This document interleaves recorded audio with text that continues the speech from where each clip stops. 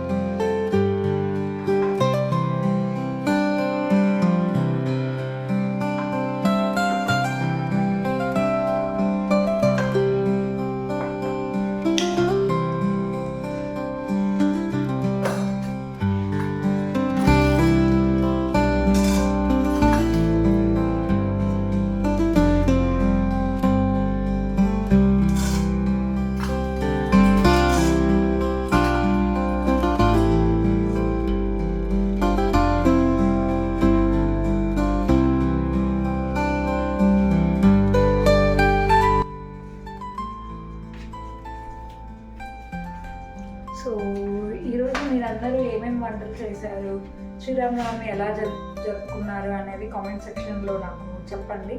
So మాకైతే రొటీన్గానే ఉంటుంది. Like ఇక్కడ పులిహోర అనేది మస్ట్. సో స్టూడెంట్స్ అందరూ పండగ అంటే పులిహోర చేసుకుంటేనే మాకు ఫెస్టివ్ వైబ్స్ వస్తాయి. So pulihora must and should ఉంటుంది. నేనైతే పాయసం కూడా చేస్తాను. సో నేను పాయసం ఈవినింగ్ చేద్దాం అనుకుంటున్నాను, అండ్ లైక్ 4కి అలాగా పాయసం అండ్ వడలు అనుకుంటున్నాను. ఇప్పుడైతే పులిహోర వేస్తున్నాను. సో పులిహోర చాలా బేసిక్, అంటే బేసిక్ రెసిపీ. తాలింపు వేయడం, పీనట్స్ అండ్ తాలింపు పోపు దినుసులు ఉంటాయి కదా అవన్నీ వేయడం, కొంచెం జీడిపప్పు వేయడం, పచ్చిమిరపకాయలు, కరివేపాకు వేయడం. అండ్ నేను నా దగ్గర ఇలాగా పులిహోర పౌడర్ తెచ్చుకున్నాను. యాక్చువల్గా నిమ్మకాయతో కూడా చేస్తాను పులిహోర, కానీ నాకు ఈరోజు ఏదంటే చింతపండు పులిహోర తినాలనిపిస్తుంది. నేను ఇండియా నుంచి వచ్చేటప్పుడు మా మమ్మీ చింతపండుది పేస్ట్ చేసి పంపించారు. సో అది అయిపోయింది. ఇక్కడ నేను ఆల్రెడీ ఒకసారి చేశాను, కానీ నాకు ఎక్కువ చింతపండు ఇక్కడ అంతగా పులుపు ఉండదు. సో నాకు చింతపండు పులిహోర అనేది ఈ మధ్య చేయట్లేదు నేను. సో చింతపండు పులిహోర చేసుకోవాలని చెప్పి నేను ఇండియన్ స్టోర్కి వెళ్ళినప్పుడు ఇది తెచ్చుకున్నాను. MTR పులిహోర పౌడర్ అని ఉంటుంది. సో బేసిక్ తాలింపు వేసుకోవడం అండ్ కొంచెం పసుపు వేసుకోవడం, మనకు కావాల్సిన దీంట్లో ఆల్రెడీ పీనట్స్ అండ్ అన్నీ ఉంటాయి, లైక్ కాజు పీనట్స్ అన్నీ ఉంటాయి, కానీ మనకి ఇంకా ఎక్స్ట్రా కావాలంటే మనం వేసుకోవాలి. సో ఇదైతే నేను ట్రై చేస్తున్నాను ఫస్ట్ టైం. సో ఎలా ఉంటుందో చూడాలి. సో పోపు దాంట్లో ఇది వేసేయడమే అంతే. అండ్ మనం ఉడకబెట్టుకుని అదే లైక్ ప్రిపేర్ చేసుకున్న రైస్ని వేసి కలిపేసుకోవడమే, చాలా సింపుల్గా అయిపోతుంది. సో ఇప్పుడైతే నేను ట్రై చేస్తున్నాను.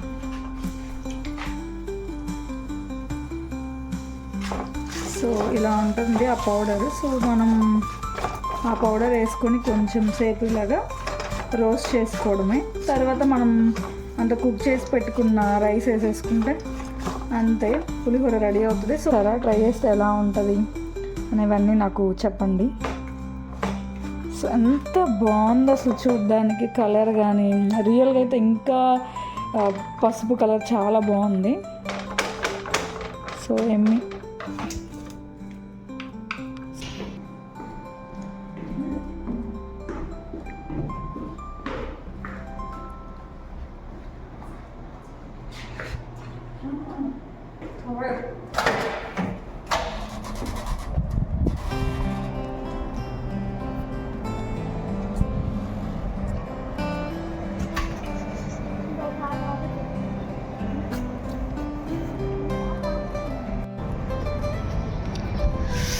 సో మేము ఇప్పుడైతే స్టార్ట్ అయిపోయాం.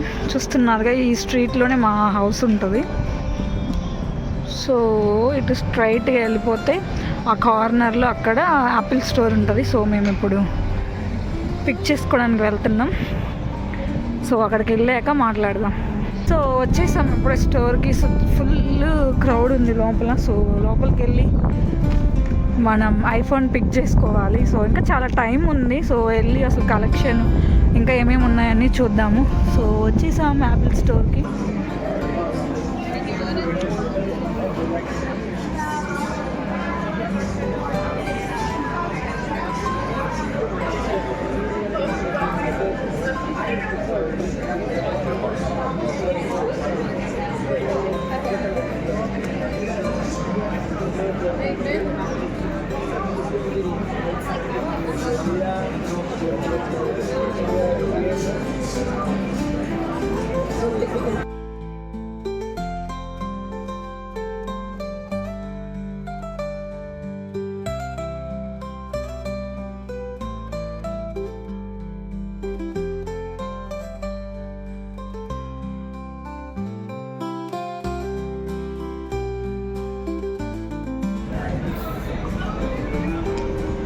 ఐఫోన్ పిక్ చేసుకున్నాం, ఇంకా వెళ్ళిపోవడమే.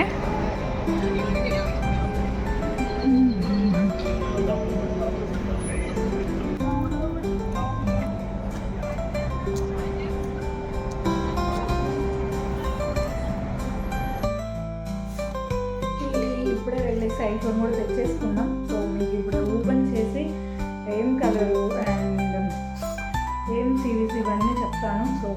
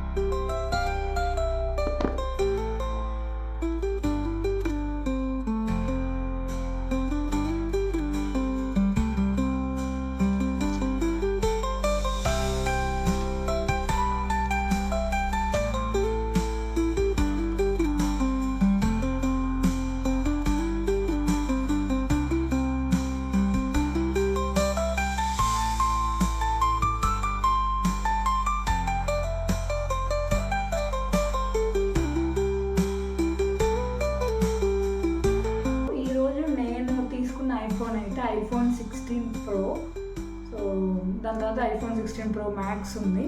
సో ప్రోకి ప్రో మ్యాక్స్కి పెద్ద డిఫరెన్స్ ఏం లేదు నేను చూసినంత వాటికి అయితే. సో నేను ఐఫోన్ 16 Proనే తీసుకున్నాను. సో అప్రాక్సిమేట్లీ ఇది ఇక్కడైతే $1,200 పడింది. సో ఇండియాలో మన రూపీస్లో కన్వర్ట్ చేస్తే నియర్లీ 1 lakh అవుతుంది. సో ఇదే ఫోన్ మనం ఇండియాలో కొనాలి అని చూస్తుంటే సో 1,30,000 లైక్ 1,30,000 ఉంది. సో ఐఫోన్ ఇక్కడ కొనుక్కోవడం చాలా బెటర్. సో నేనైతే కొనాలని ఏం లేదు, కానీ నా పాత ఫోన్ వచ్చేసి రియల్మీ అనుకుంటా. అది నేను నా బీటెక్ అయిపోయినప్పుడు కొన్నాను. ఇప్పటికి ఆల్మోస్ట్ 4.5 years అవుతుంది. సో ఇప్పుడిప్పుడే చిన్నగా స్క్రీన్ ఆగిపోవడము అండ్ వీడియోలు అండ్ ఫోటోలు తీస్తున్నప్పుడు ఇలా స్టక్ అయిపోవడం అలా జరుగుతుంది. సో పెద్దగా ఎప్పుడు ఐఫోన్ కొనాలి, ఐఫోన్ వాడాలని ఏం లేకుండే నాకు. సో కొనాల్సి వచ్చింది. ఇంక ఎలాగో కొంటున్నాం కదా, ఇంక ఏ ఫోన్ అయితే సో ఐఫోనే తీసుకుందాం అని చెప్పి లైక్ 2 days బ్యాకే డెసిషన్ తీసుకున్నాం. నిన్న ఫోన్ ఆర్డర్ పెట్టాము. సో వెళ్ళి ఈరోజు పిక్ చేసుకొని వచ్చాము. సో నా ఫోన్ అయితే చెప్పినట్టు ఐఫోన్ 16 Pro. సో దాంట్లో వచ్చేసి కలర్స్ గ్రీన్, పింక్ ఇలా చాలా ఉన్నాయి, బ్లాక్, వైట్. సో నేనైతే desert titanium like rose gold కలర్ది తీసుకున్నాను మీకు చూపించినట్టు. సో ఇదైతే నా ఫోన్ డీటెయిల్స్.